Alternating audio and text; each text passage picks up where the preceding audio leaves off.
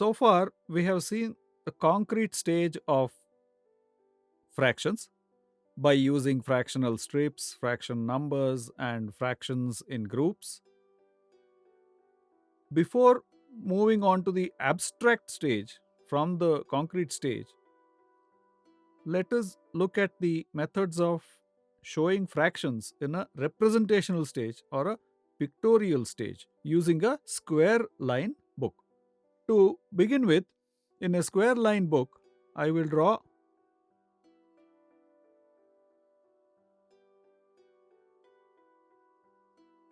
boundaries to these four squares, meaning these four squares have a blue boundary around them.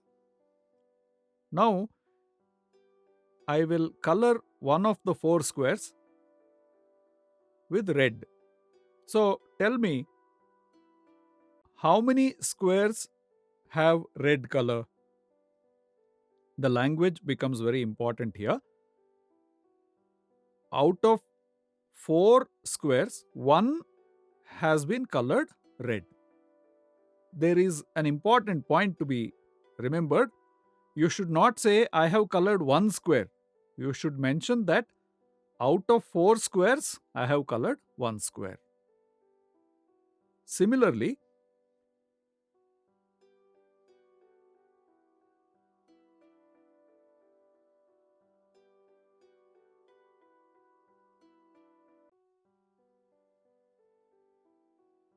I have drawn a boundary around these 10 squares. In that, I have drawn a line between every two squares.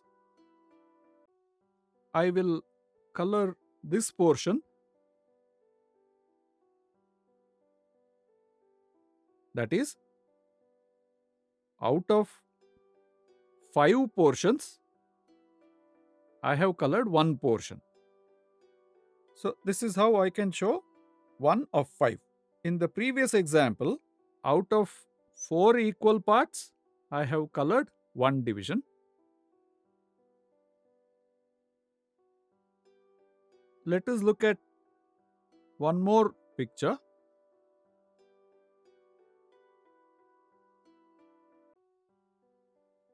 One, two, three, four, five, six, 7, 8, 9, 10. 10 equal portions. In these 10 equal parts,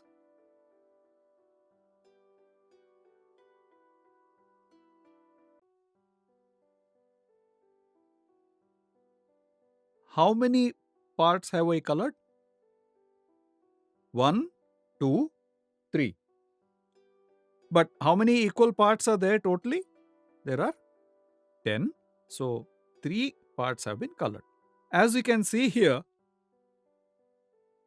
while teaching this concept to children in this video, the definition of this, that is the numerator and this is denominator, has to be taught to the children once the concept is imparted to them or understood by them clearly. That is the apt method of teaching. Since the concept of fraction is a tough one to learn already, it is a difficult one. Even before introducing the topic, if terms like denominator and numerator, if we fraction itself is a new word to them. If we start teaching them numerator and denominator, these are new words. I have learnt a new concept. There are so many words in it. I am unable to make out which is the numerator and which is the denominator. That is, while teaching a child, if you say, how many are here, how many did I color, how many did I give, and how many have I taken, and make use of some verbs or action words to make the children understand, and by telling them, I have received or those are the colored ones are written at the top, and total number of equal parts that are divided equally are written below. Let us look at the same method in another picture.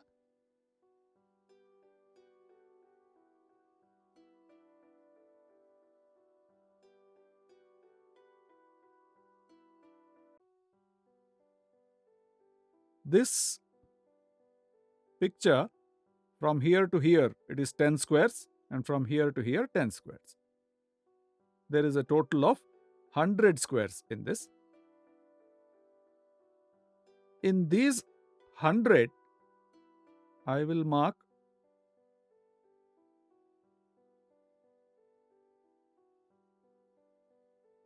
for these squares, I will put a color.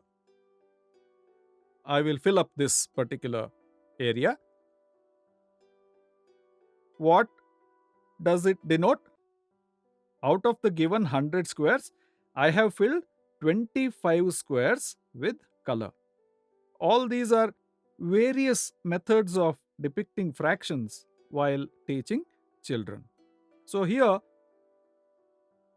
if I draw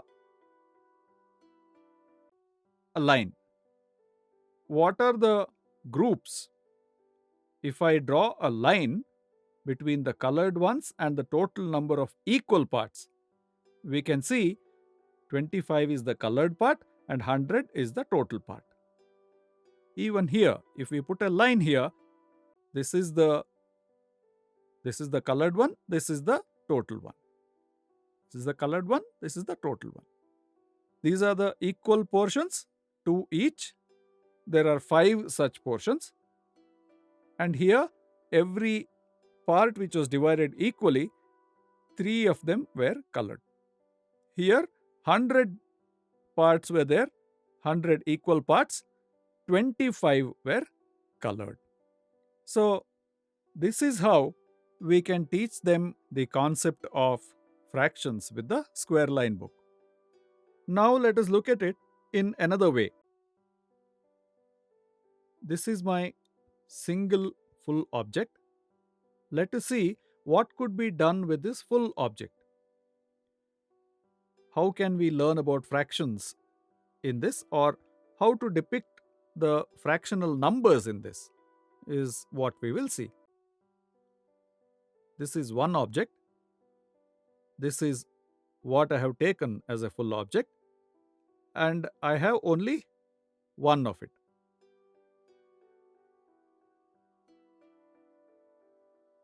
I can draw a line here and split this into 2 portions. This one portion can be called 1 of 2. This is also 1 by 2. With the same full object,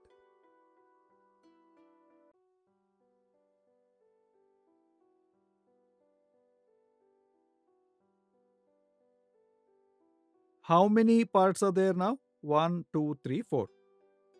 4 equal parts. So, this is 1 of the 4. How many do we have in total? 1, 2, 3, 4. So, one part is 1 of 4. Therefore, this is 1 of 4 equal parts. This is also 1 by 4. Every portion is 1 portion. If you add them all, you will get one full object. Let us do it. Let us continue.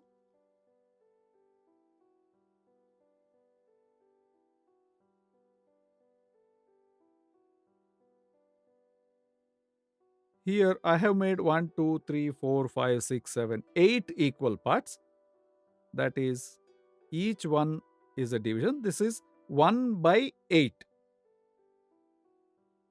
What will happen when all these are combined?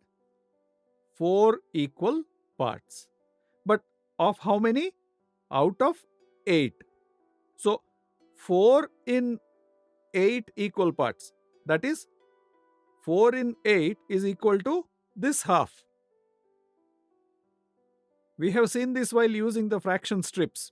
This is a way of depicting the lesson that I have learnt using the square line book. if I do not make use of the fraction strips? This is a stage of explanation where the teachers help the children to use the knowledge procured in the concrete stage for depicting the fractions using a square line book in the absence of the fractional strips, is what we see here.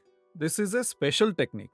If the children succeed in doing this, that is, they have understood the concept well. So here we have 1/8 of equal parts. How many equal parts are here? Half of this is, we have made 16 equal parts here, and we call these 1 of 16. 1 by 16. So, these are the methods we follow to bring an awareness in children about using square line book to depict fractions. That is, we are trying to achieve clarity of concept in children using these techniques. Let us look at the ways to adopt this in everyday life. What do we call these in our normal language? We call this half, and this is a quarter. In the fraction terminology, 1 out of 2. We call it 1 by 2. This is 1 by 4. 1 by 2 and 1 by 4. 1 by 8. 1 by 16. If we take 2 of these, it would become 2 of 4. This would be 1 of 2. If we add 1 by 2 and 1 by 2, we get this 1. What full object we started with, we get the whole thing back.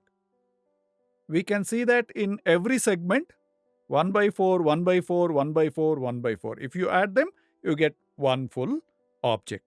That is, 4 of the 1 by 4 is 1. We have seen this earlier. This is a rule of the division also.